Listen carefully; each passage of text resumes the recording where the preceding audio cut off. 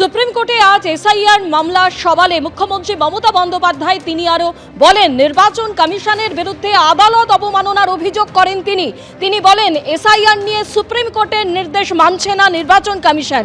আরও তিনি বলেন অন্য রাজ্যে ডোমিসাইল সার্টিফিকেট গ্রহণ করা হচ্ছে কিন্তু পশ্চিমবঙ্গের ক্ষেত্রে তা নেওয়া হচ্ছে না। অসমে হচ্ছে না, শুধু পশ্চিমবঙ্গকে টার্গেট করা হচ্ছে। এসআইআর এর জন্য শতাধিক মৃত্যু, বিএলএরও মৃত্যু হয়েছে। ৮৩০০ মাইক্রো অবজারভার দিয়ে নাম ডিলিট করা হচ্ছে। হঠাৎ ভোটের আগে ২৪ বছর পরে কেন এসআইআর, প্রশ্ন তোলেন মুখ্যমন্ত্রী মমতা বন্দ্যোপাধ্যায়।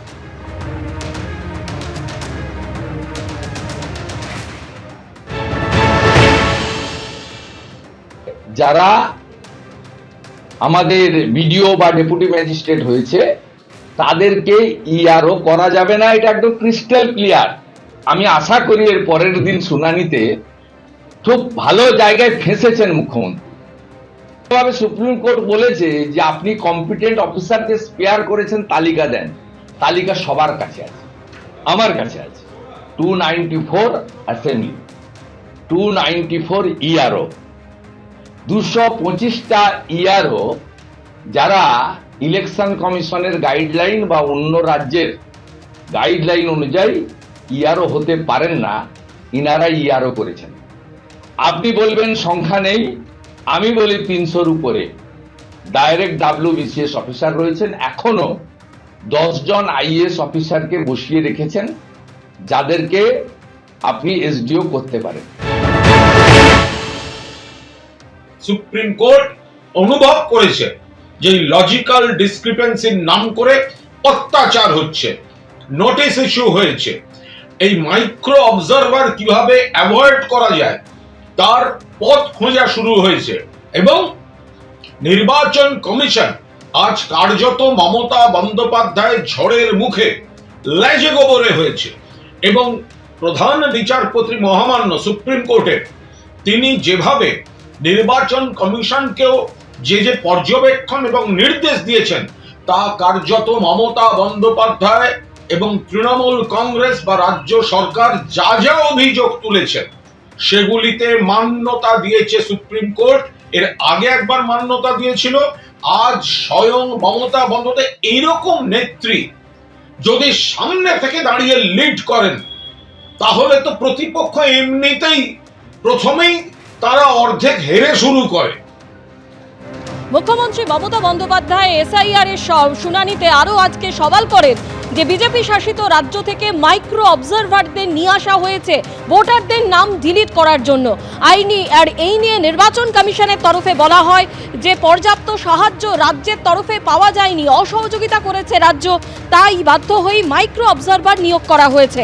পর্যাপ্ত ক্লাস 2 অফিসার না পাওয়ায় কাজ চালাতে অসুবিধা হচ্ছিল। ক্লাস 2 অফিসারের বদলে অঙ্গনওয়াড়ি কর্মীও দিয়েছিল রাজ্য, বলা হয় নির্বাচন কমিশনের তরফে।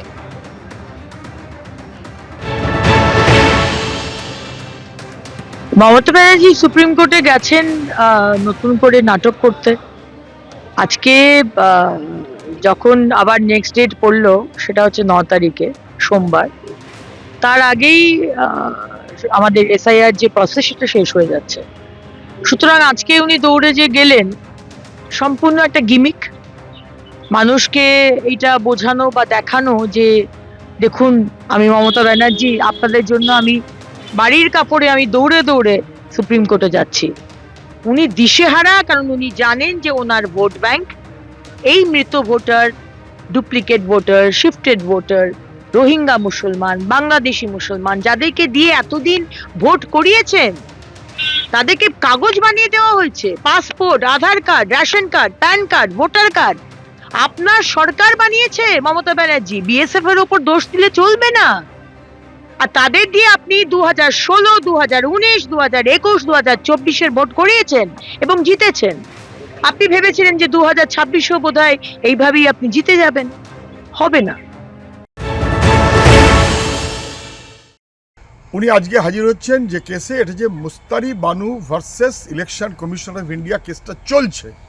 এই কেসে যেমন অন্য অনেকে পার্টি হয়েছেন তেমন উনি শেষমেশ গিয়ে পার্টি হলেন। মুস্তারি বানু মুর্শিদাবাদ, কামাল সবাই জানেন, সব্যসাচী তার উকিল, আমাদের পার্টির পক্ষ থেকে কার্যত করা, না বুঝবার কোনো কারণ নেই। সেই কেসে উনি হাজির হচ্ছেন। Mustari Banu versus election commission of India সেই কেসে যুক্ত হয়ে গিয়ে উনি লোক দেখাবার জন্য করছেন। আমরা চাই 2026-এ এই ড্রাফট যে ভোটার লিস্টটাও বেরিয়েছে, সেই ভোটার লিস্টের ভিত্তিতে ভোটটা হোক। এই শুনানি করতে গিয়ে 12টা বাজানো হচ্ছে। যখন মানুষ বিপদে পড়েছে, মতুয়া মানুষ, তখন মুখ্যমন্ত্রী তাদের পাশে দাঁড়াননি। এতদিন পরে ওনার মনে পড়েছে।